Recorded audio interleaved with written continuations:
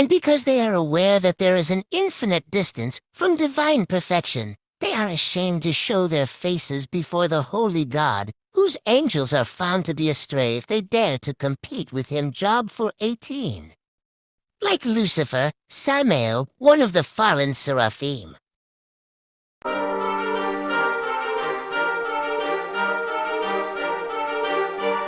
The Hebrew word seraphim is a plural noun derived from the noun seraph, which has several meanings: poisonous, burning, causing inflammation, and venomous snake. The noun seraphim, in the context of this angelic name, carries the meaning of burning creatures, possibly indicating their purity as those who serve God around his throne. They reflect the glory of God in such a way that they appear to be on fire. The noun seraph is derived from its verb form, seraph, meaning to burn, to flame.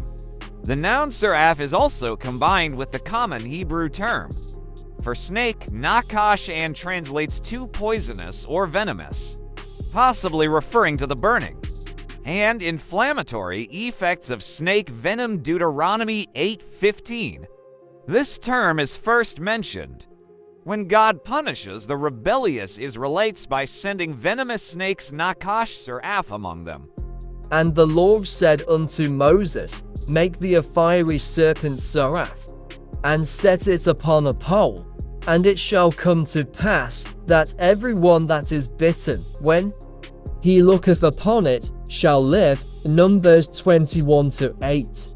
The noun seraph, in the sense of burning, creates the interpretation that the devil originates from a group of seraphim angels who offer praise to God, as recorded in Isaiah 6:1-3. As an angel with the nature of burning, Satan devil has the ability to disguise himself as an angel of light. And no marvel, for Satan himself is transformed into an angel of light. 2 Corinthians 11:14. Satan can shape himself as an attractive and persuasive figure. The first woman in the Garden of Eden was deceived by him. In Jewish interpretation, as recorded in the Targum Jonathan on Genesis 3-6 and the Aramaic Targum to Job 28-7, Satan is named Samael, Hebrew Samael, derived from the word Sam, meaning drug, poison, and El, God. Thus, the name Samael means venom of God in Latin. He is referred to as Lucifer.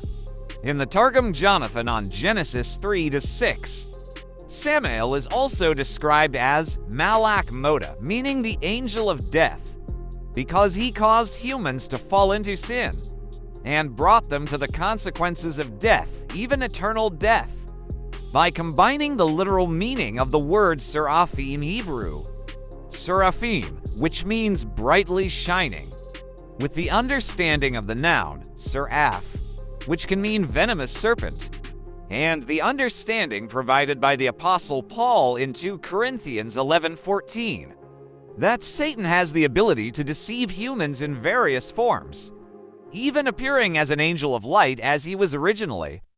Also, understanding the explanation given by the Apostle John in Revelation 12-9, 22:2, that ancient serpent who is the devil or Satan, deceiving the whole world, we can accept the interpretation that Satan may possibly come from the group of seraphim angels, the shining angels, the burning angels.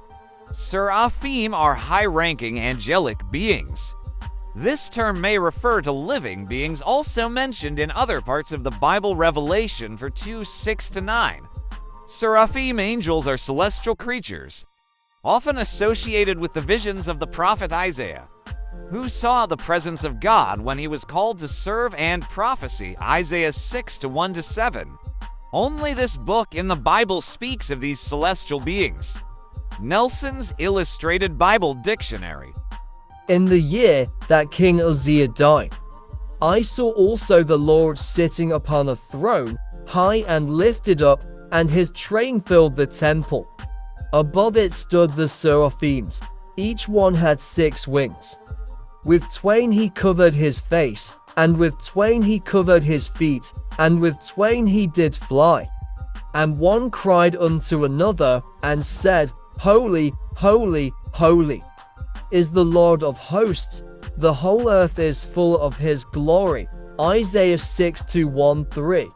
Isaiah 6:2 says that each seraphim has 6 wings, and it is very clear in the above verse, the only verse that mentions the name seraphim in the scriptures.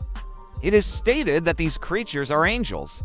They are in the presence of the throne of God before him, because his throne is established at the door of the holy temple. Just as kings sit in judgment at the gates, his robe fills the holy temple. That is, the whole world, for the whole world is God's temple, and since heaven is his throne, the earth is his footstool. Or to be more precise, it fills the congregation, which is filled, enriched, and adorned by the signs of God's special presence. Behold the bright and blessed servants above his throne, in whom his glory is celebrated and his rule is served. Verse 2. Above the throne, the seraphim seem to float above it or near it, bowing before it, with their eyes fixed on it. The holy angels called seraphim, the burners. For God makes flaming fire his ministers. Psalm 104:4. They are aflame with love for God, zealous for his glory. And against sin, God uses them as instruments of his wrath, when he acts as a consuming fire against his enemies. Whether there are only 2 or 4 of them, or, as I am inclined to think, thousands of angels, a great company, that Isaiah saw is uncertain. See Daniel 7:10. Note that it is an honor for the angels to be seraphim, to have heat corresponding to their brightness, to have abundance not only of divine knowledge, but also of holy love. Here special attention is given to their wings, and not to other parts of their appearance because of how they use them, which is meant to teach us something. They each have 6 wings, not spreading upward as Ezekiel 1:11 saw, but 1. 4 wings are used to cover, like the wings of birds when they are sitting. With 2 wings above, beside their heads, they cover their faces. And with 2 lower wings, they cover their feet or their lower parts. This speaks of their great humility and reverence in serving God, for he is greatly feared among the holy ones. Psalm 89:8.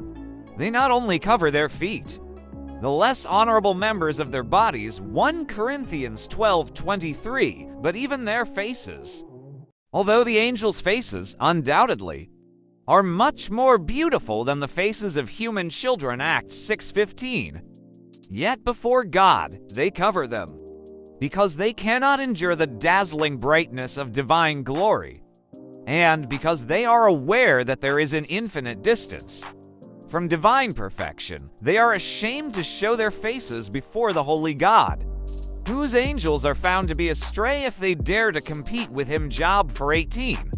Like Lucifer, Samael, one of the fallen seraphim. If even the angels serve God with such reverence, how much more should we approach his throne with holy fear?